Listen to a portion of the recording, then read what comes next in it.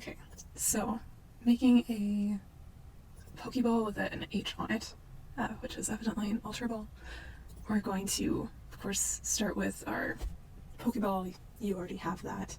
Then I'm guessing it's based on a UV sphere, or maybe I'm not guessing, possibly you actually said that. But we're going to go into a view that is like above where you want to project the H.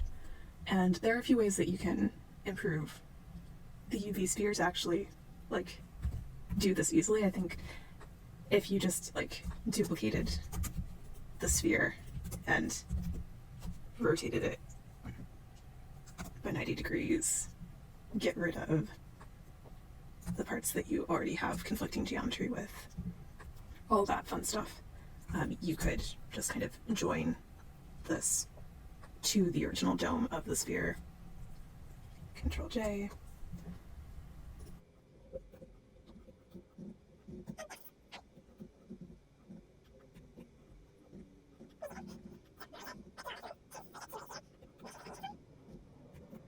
And all of that easy face filling is using the F2 mesh add-on that comes with Blender. So you just enable that in preferences. So that's moving a little bit out of where we want it to be, so we're just going to go ahead and... So it's far from perfect, but it is a sphere that has easy to select topology that you can do an H with.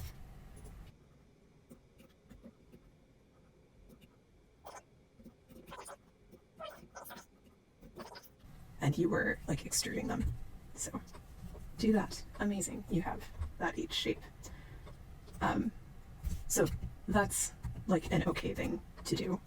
Much simpler would be adding plane in this view. And I mean, you don't really have to move it up, but just to really see what you're doing. Move it up above the sphere. Let's enter our kind of X-ray vision, toggle X-ray, which is Alt-C. I always forget that.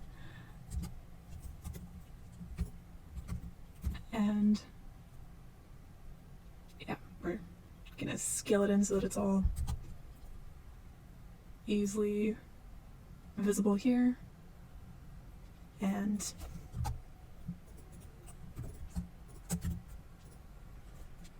that's actually just basically a simple subdivision. Let me further subdivide it. And also, the important thing, we have a shrinkwrap modifier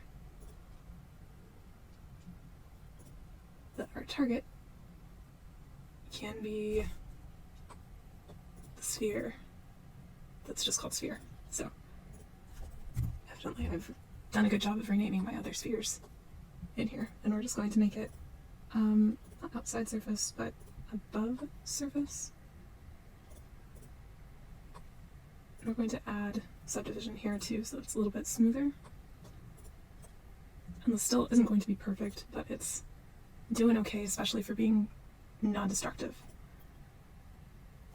Subdivision was not what I was going for that time. We want solidify, because again, you are doing kind of a 3D effect. Give it an offset of 0, so it's kind of clipping in and you won't see its underside. But yeah, so it's definitely not perfect. Partially, probably because we have less geometry all of a sudden on the arms there, but it's still not going to be perfect. You would have an easier time if you weren't like having to do complicated mesh things here. We can actually snap it from this view. So we're going to snap to, and we're snapping to faces and projecting individual elements so that it does all of the vertices. And then it's activated by moving. So that projects that way, but you could also,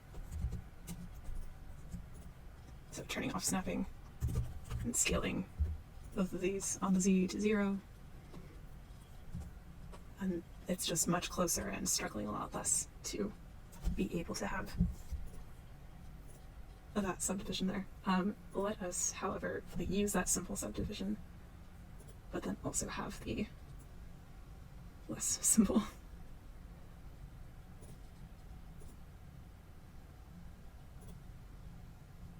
So, yeah, this is, like, there's a lot that you can do by hand, but since I'm not sure exactly what look you're going for, but yeah, it's just a lot easier if you have it as a separate object.